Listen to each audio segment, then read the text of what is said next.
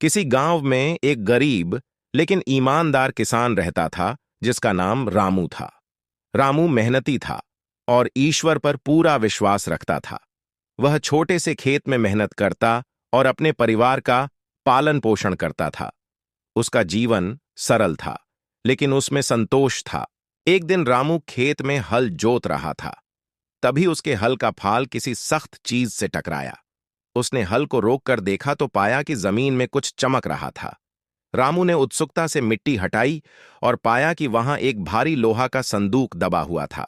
उसने जैसे तैसे उस संदूक को बाहर निकाला।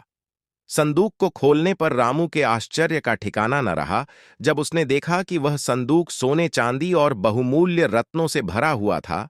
इतना धन देखकर रामू को एक पल के लिए खुशी हुई, लेकिन तुरंत ही उसने सोचा कि यह धन उसका नहीं है। ईमानदार होने के कारण उसने सोचा कि यह किसी और का हो सकता है और उसे लौटाना चाहिए।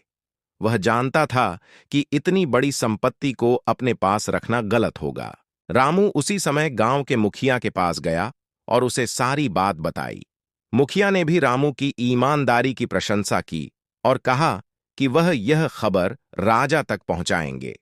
अगले दिन मुखिया रामू को लेकर राजा के दरबार में पहुंचे। वहां रामू ने राजा को पूरी घटना सुनाई और संदूक भी दिखाया। राजा रामू की ईमानदारी से बहुत प्रभावित हुआ।